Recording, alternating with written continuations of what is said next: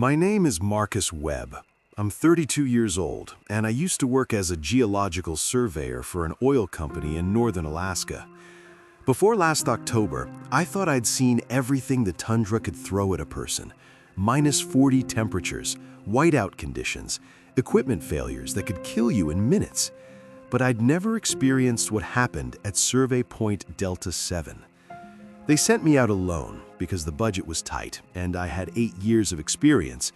The assignment was simple: spend 2 weeks at a remote weather station, take core samples from 6 designated sites, and document any geological anomalies.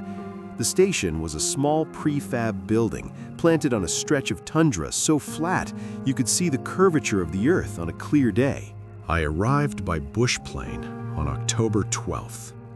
The pilot, Roy, seemed quieter than usual during the flight. "You sure about this one?" he asked as we approached the landing site. "What do you mean?" He pointed down at the tundra below. "Delta 7. Last guy who worked it requested a transfer. Wouldn't say why." "Probably just the isolation," I said. Roy didn't respond. He just landed, helped me unload, and took off faster than I'd ever seen him leave a site. I watched his plane disappear and felt the weight of the silence settle around me. The weather station was exactly as described. One room, a cot, a desk, a propane heater, and a shortwave radio. Solar panels on the roof. Enough freeze-dried food for 3 weeks. A snowmobile for reaching the survey points. The nearest human being was 90 miles away. I spent the first day getting settled. Everything worked perfectly. That night, I ate a rehydrated meal and read by headlamp. The wind picked up around 9 p.m., which was normal. What wasn't normal was how it sounded. It came in waves, building and fading in a rhythm that almost sounded deliberate. I woke up at 3 a.m. to complete silence. Not just quiet, silence. The kind that makes your ears ring. The wind had stopped entirely. I lay there, listening to my heartbeat, and felt an inexplicable urge to stay perfectly still. Then, I heard the footsteps.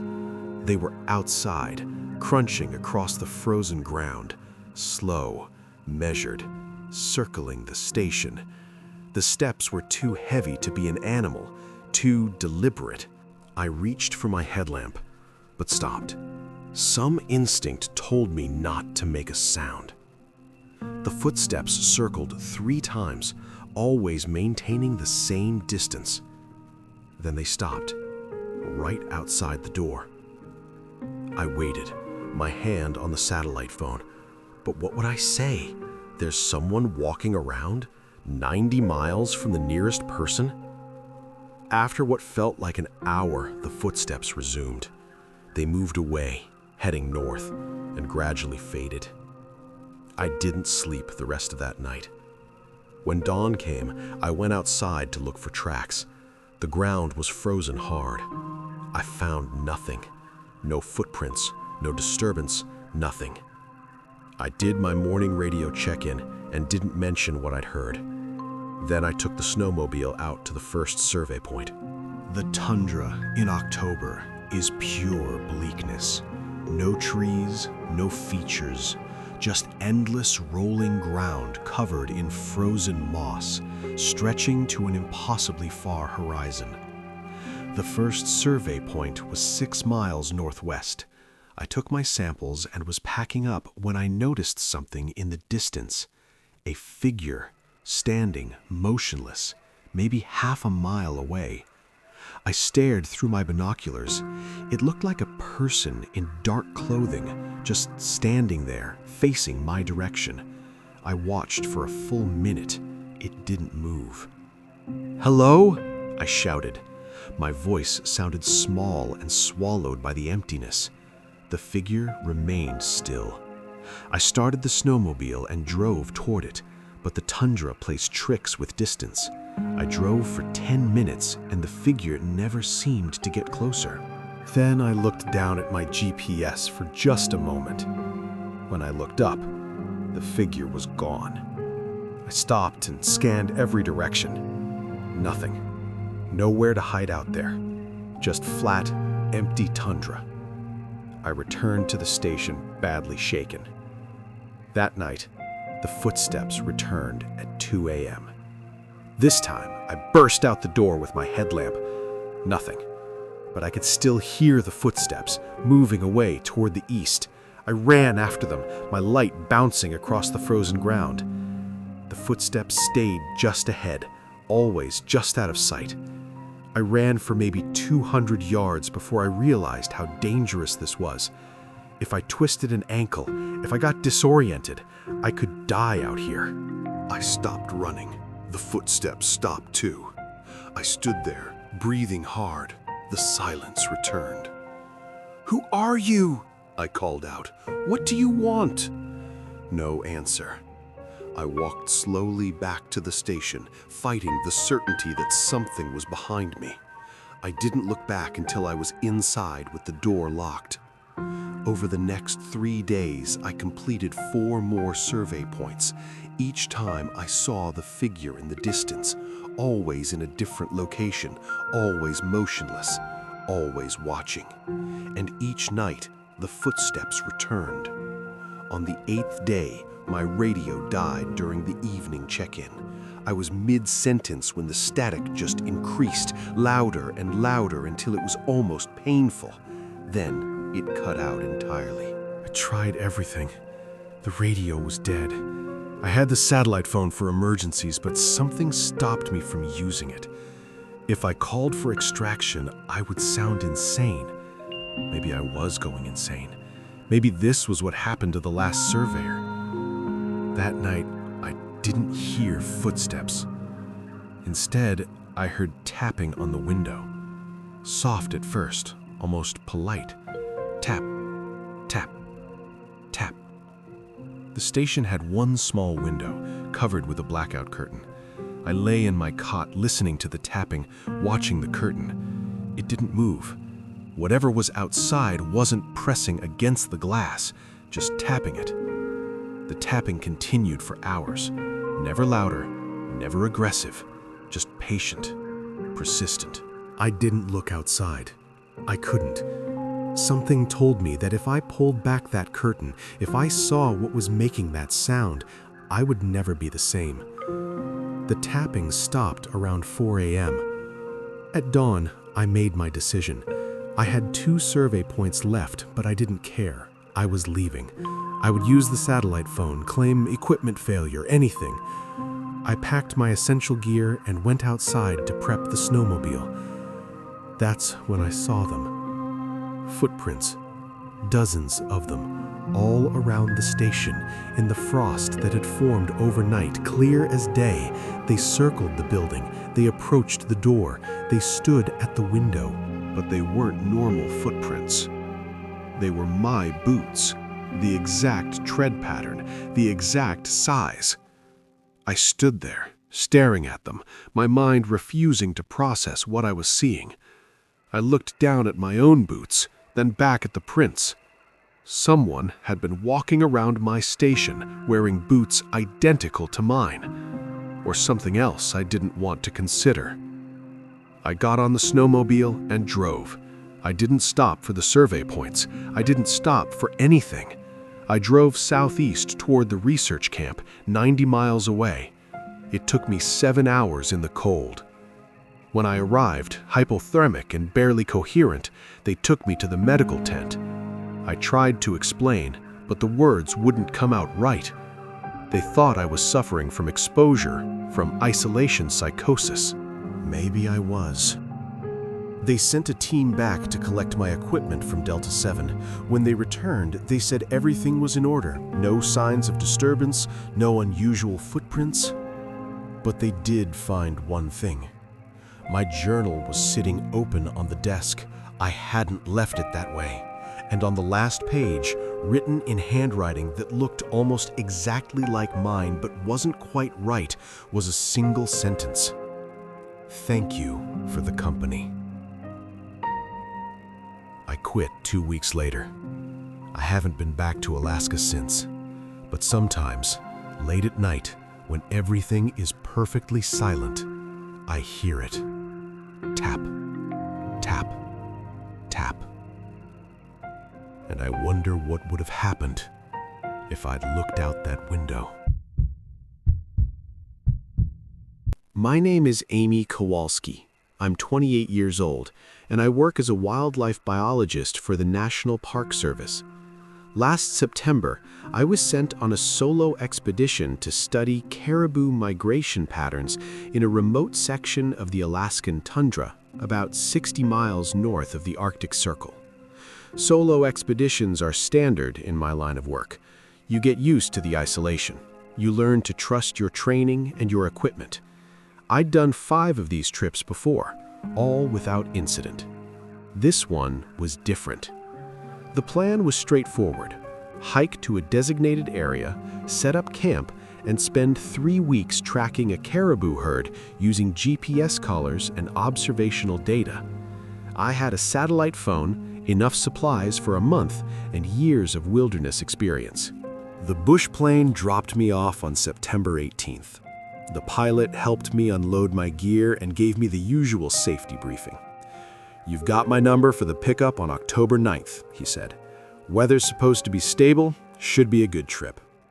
I thanked him and watched the plane disappear into the vast blue sky. The tundra stretched out in every direction, a rolling landscape of browns and golds already touched by the first hints of autumn. The air was crisp and clean. I felt that familiar excitement that comes with starting a new expedition. I set up my base camp near a small creek, then spent the rest of the day organizing my equipment and taking initial observations.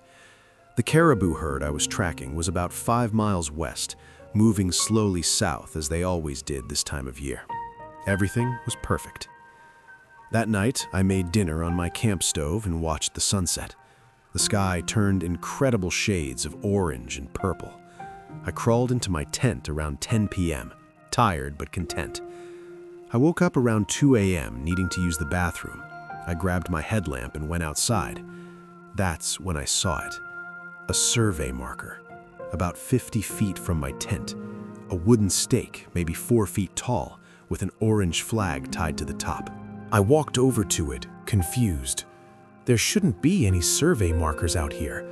This area wasn't scheduled for any development or research projects besides mine. I examined the stake.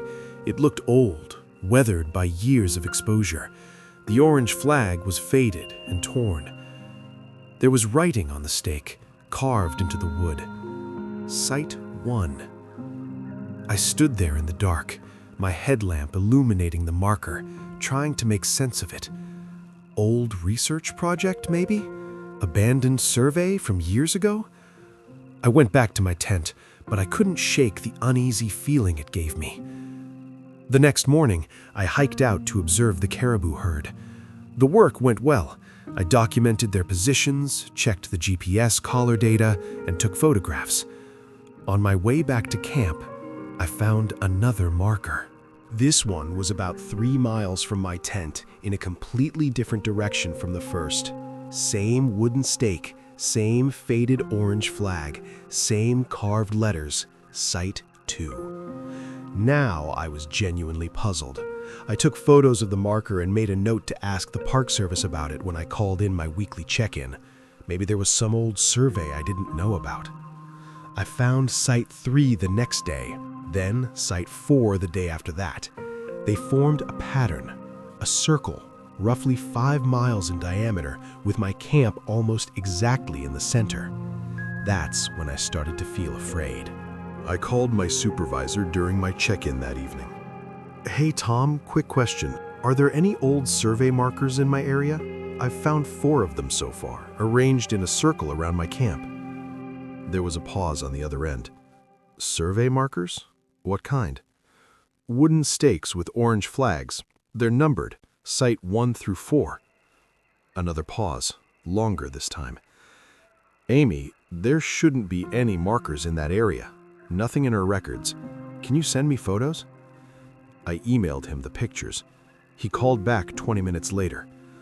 I checked with everyone. We don't have any record of those markers. They're not ours, not BLM, not any of the research groups we work with. So what are they? I don't know. Could be really old, from before digital records, or could be from private survey. Either way, they're not relevant to your work. Just ignore them and focus on the caribou. I tried to follow his advice, but over the next few days, I kept finding more markers. Site 5, Site 6, Site 7. They formed a second circle, smaller than the first, maybe 3 miles in diameter, still centered on my camp. And they were getting closer. On the 8th day, I found Site 8 less than half a mile from my tent. The stake looked fresher than the others. The wood wasn't as weathered. The flag was brighter. That night, I barely slept. I kept my satellite phone next to my sleeping bag and my bear spray within reach. I told myself I was being paranoid. They were just old survey markers, nothing sinister about them. At dawn, I unzipped my tent and looked outside. There was a new marker, Site 9, less than 100 feet from my tent. This stake was brand new. The wood was fresh cut. The orange flag was pristine, and the number wasn't carved. It was written in what looked like black marker. I packed up my camp in under an hour. I didn't care about the research anymore. I didn't care about the caribou. I just wanted to get away from those markers. I hiked east, away from the circles for about 6 miles. Then I set up a new camp in a completely different area next to a small lake. That night, I actually managed to sleep a few hours. In the morning, I found Site 10, right next to my tent. I called Tom immediately, not caring that it wasn't my scheduled check-in day. "They're following me," I said. "What? Amy, slow down. What's following you?" "The markers. I moved my camp 6 miles and there's a new one right here. Someone is planting these. Someone is tracking me." "Okay, listen to me carefully.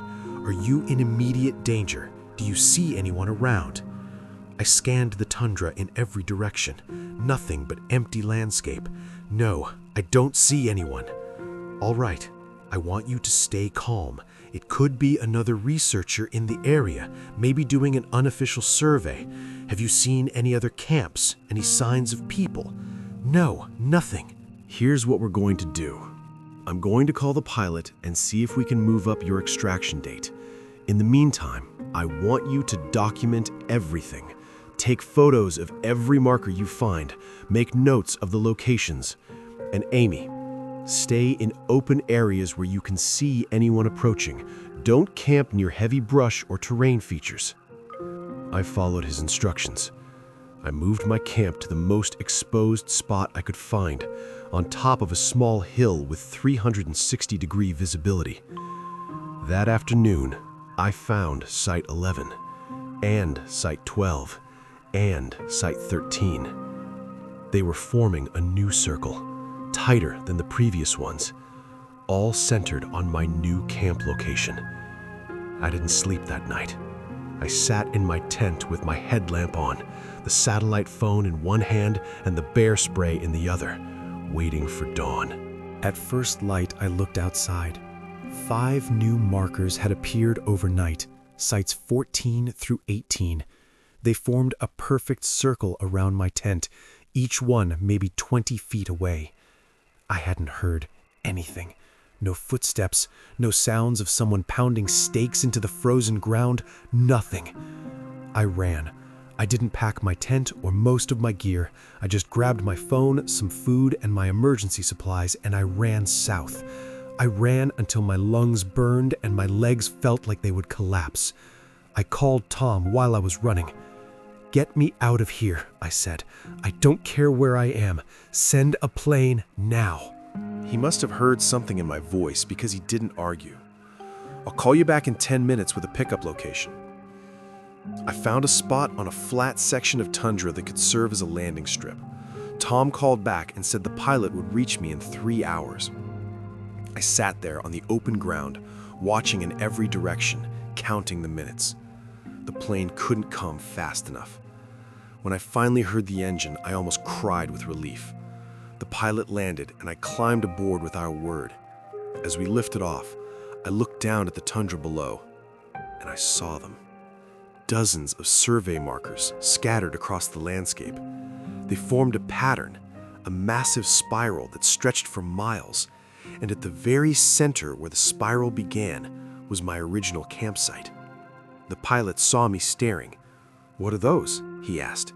"I don't know," I said. The Park Service sent a team back to investigate 2 weeks later. They found all my equipment neatly packed and organized at my original campsite. They found the survey markers I documented in my photos. But they also found something else. Site 19. It wasn't in the tundra. It was in Anchorage, in the parking lot of the building where I worked. Just a wooden stake with an orange flag and a number. They removed it, and we tried to figure out where it came from. No luck, no fingerprints, no identifying marks. I quit the Park Service a month later. I moved to Seattle. I got a job working in an office as far from the wilderness as I could get. But last week, I found something on my apartment doorstep. A small wooden stake, 6 inches tall, with a tiny orange flag. Carved into the wood, Site 20. I don't know what the sites are for. I don't know who's making them, and I don't know when they'll stop. My name is David Reeves. I'm 41 years old. I used to be a hunting guide in Alaska, taking clients into the backcountry for moose and bear. I'd been doing it for 15 years. I knew the wilderness. I knew how to survive. But I didn't know about the caches. It happened last November. I was guiding a client, a dentist from Texas named Paul, on a moose hunt about 40 miles west of Fairbanks. We'd chartered a bush plane to drop us in a remote area near the Tanana River. The hunt was going well. On the 3rd day, we spotted a decent bull moose, and Paul made a clean shot. We spent that afternoon field dressing the animal and setting up camp for the night. The next morning, I woke up to a problem. Paul was sick, really sick. High fever, chills, vomiting. Food poisoning, maybe? Or a flu he'd been carrying. Either way, he needed medical attention. I got on the satellite phone and called our pilot. He said he could pick us up, but a storm was moving in. He'd have to wait until it passed, probably 2 or 3 days. "Keep him warm and hydrated," the pilot said. "I'll get there as soon as I can." The storm hit that afternoon. Not just rain, but heavy snow. Temperatures dropped to 10 below zero. We hunkered down in the tent, and I did my best. By the 2nd day of the storm, Paul was worse, barely conscious. His fever had spiked. I was getting worried. And then, our camp flooded. The snow had been melting somewhere upstream, and the small creek next to our tent turned into a rushing torrent. Water poured into the tent, soaking our sleeping bags and supplies. We had to evacuate in the middle of the storm, in the dark, with Paul barely able to walk. I half-carried, half-dragged him to higher ground about a 1/4 mile away. We huddled under an emergency tarp, shivering, while the storm raged around us. That's when I lost the satellite phone. It must have fallen out of my pack during the evacuation. I went back to look for it at first light, but the area was underwater. The phone was gone. I was stranded in the wilderness with a critically ill man, no way to call for help, and a storm that showed no signs of letting up. I knew the pilot would come looking for us when the weather cleared, but that could be days away. Paul might not have days. I needed to find help, or at minimum, I needed to find better shelter and supplies. I remembered something from my guide training. Years ago, the state of Alaska had established a network of survival caches throughout the wilderness, emergency supply boxes placed at strategic locations for stranded hunters and hikers. They weren't advertised or marked on regular maps, but guides were given rough coordinates during our certification courses. There was supposed to be one about 8 miles north of our original camp location. I made the decision. I would leave Paul in the shelter with all our remaining supplies, hike to the cache, get what I needed, and come back. Then we'd wait for the pilot together. I left at dawn. The storm had weakened to a light snow, but visibility was still poor. I used my compass and GPS, thank God I'd kept that in my inside pocket, to navigate north. The hike was brutal. Deep snow, freezing temperatures, and I was already exhausted from 2 days of stress, but I kept going. Paul was depending on me. I found the cache 6 hours later. It was exactly where it was supposed to be, a large metal box about the size of a coffin, half buried in a small grove of spruce trees. The box was painted bright orange and had emergency supplies stenciled on the lid in white letters. There was a heavy padlock on the front, but next to it was a small combination lockbox containing the key. The combination was standard for all caches, 1867, the year Alaska was purchased from Russia. I opened the lockbox, retrieved the key, and unlocked the cache. The hinges creaked as I lifted the lid. Inside were supplies, freeze-dried food packets, a medical kit, waterproof matches, emergency blankets, water purification tablets, everything I needed. But there was something else. A notebook, spiral-bound with a blue cover. It was sitting right on top of the supplies, like someone had placed it there specifically for the next person to find. I picked it up and opened it. The first page had a handwritten note. If you're reading this, you're probably desperate. I was too. I used the supplies in this cache to survive for 3 days before my rescue came, but I saw something out here. Something wrong. I'm writing this down in case it helps someone, in case anyone else sees it. The note was dated March 15th, 2 years earlier. It was signed J. Morrison. I flipped to the next page. It was a journal entry. Day 1 in the cache area. I'm stranded after my snowmobile broke through ice. Waited by the machine for 2 days, but no one came. Finally hiked here. The cache saved my life, but there are footprints around it. Fresh ones. Human prints. I'm not alone out here. I felt a chill that had nothing to do with the temperature. I kept reading. Day 2. Saw someone in the trees last night, just standing there, watching my shelter.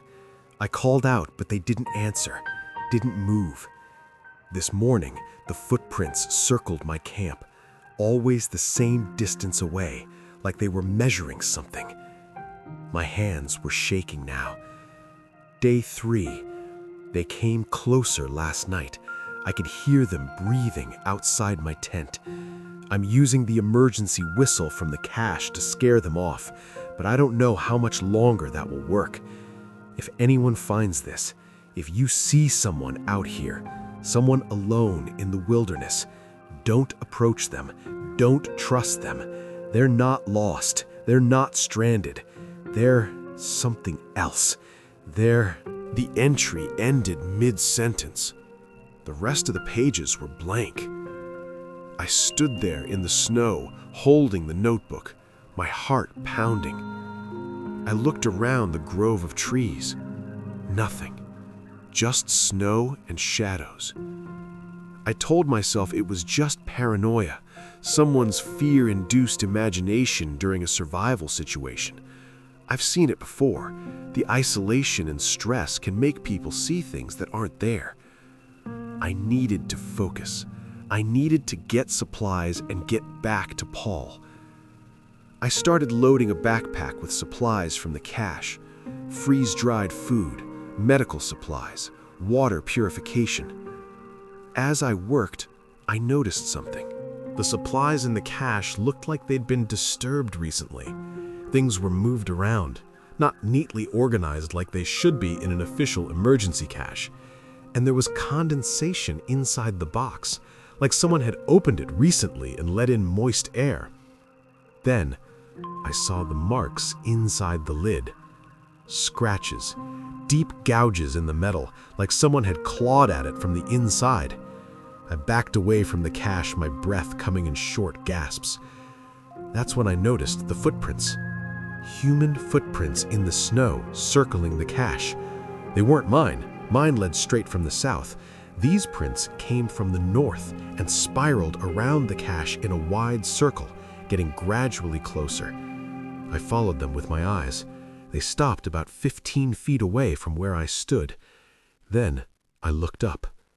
There was someone standing in the trees. A man, maybe 50 yards away. He was dressed in heavy winter clothing, a parka with the hood up. He was just standing there, perfectly still, facing my direction.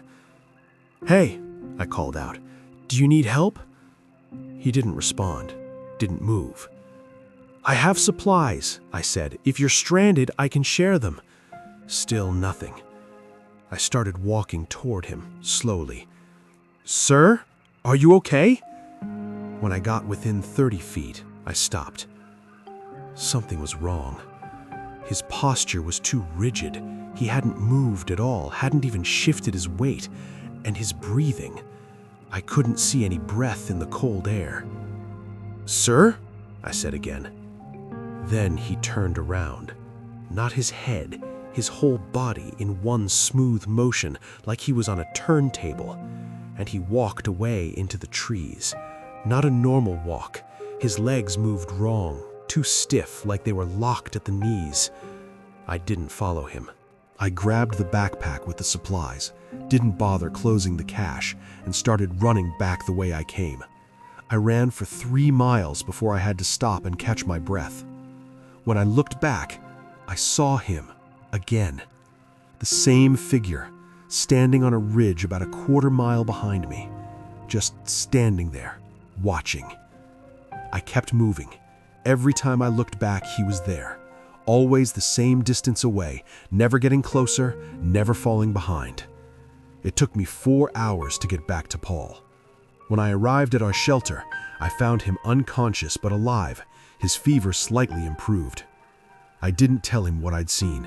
I gave him medicine from the cache supplies and made him drink water. That night, I kept watch.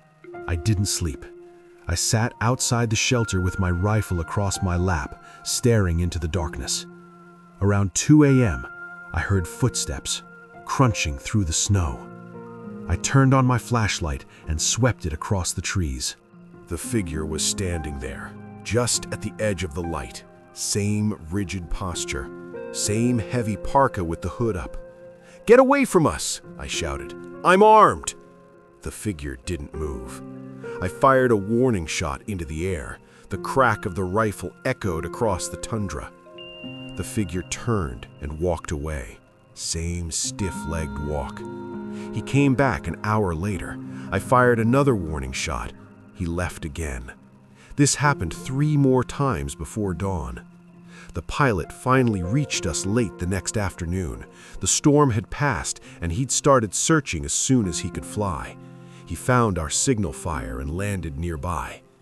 We loaded Paul into the plane. As we were taking off, I looked down at the wilderness below.